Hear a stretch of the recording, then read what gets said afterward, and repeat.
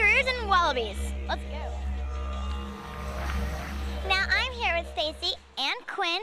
Now Stacy and Blue is leaving us. Blue. Now what's your name? Rufus. Oh, that's a very nice name. Much to say? Do you have much to say, Rufus? Not a lot to say. He's bathing. Yes. Do you know why they're actually doing that? I can actually explain why Rufus is licking his front arms. Kangaroos do not have the ability to sweat. Like you and I sweat when we're hot, we perspire, and that's the way we keep ourselves cool.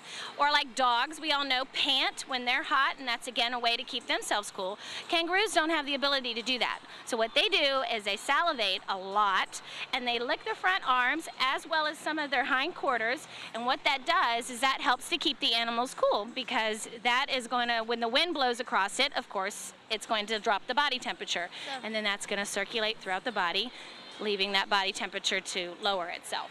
So it's kind of gross and cool. Yeah, at the same gross time. and cool. It has multi-functions. They seem tame.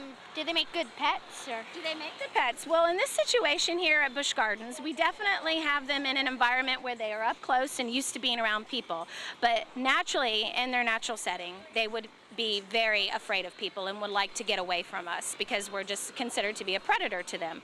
But in this environment, we have spent a lot of time with them. We raised them as babies, just like Rufus. Rufus came to us as an adult, but he was hand-reared at another facility, and that allowed him to get used to being around people. Making good pets, not so much. Rufus, behave, mind your manners. What, you want to be in the spotlight now? Yes, you do. You do? High five. Yes. Say yes. hi. Yeah. And as you see when he's touching you, a lot of people tend to focus on the tails or the long, the big feet, but you see that he has long front arms with lots of long nails, and that's so that they can scratch. They like to dig. That's another good reason not to have them as pets, because you would have to have an area that has a lot of dirt that would need to be maintained, because they dig and dig and dig. How tall do kangaroos get to be?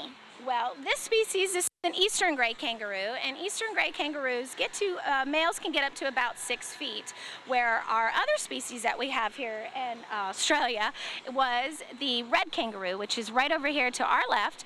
That is a young one, but they have the ability to get up to almost 7. Some people say up to 8. Average, though, is definitely higher than 6. Now, Quinn, do you have any questions? Yeah. What about the white one over there? The white one that we have on display at Walkabout Way at Busch Gardens is one of our infamous wallabies. He gets lots of attention. That is Pock, which means white and aboriginal, and he is an albino wallaby. He's very special to our collection.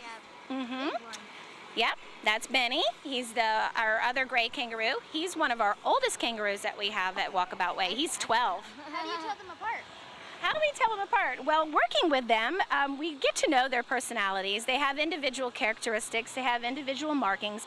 Rufus, of course, stands out simply because his tail, he had to have it amputated at the other facility that he was at when he was very young. So he stands out in our group that we have. Benny, I can definitely tell him apart because I have worked with him for the past 12 years. I know him individually. Me and Quinn were also feeling them, petting them and stuff. We noticed that the wallabies are a bit softer than the kangaroos. That is a very good way to identify them, that they are a lot softer. Their fur is a little bit longer. They're an animal that's found more in the forest.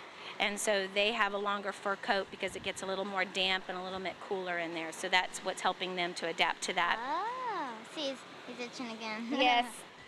How do kangaroos and wallabies sleep? Like, do they curl up, stand up?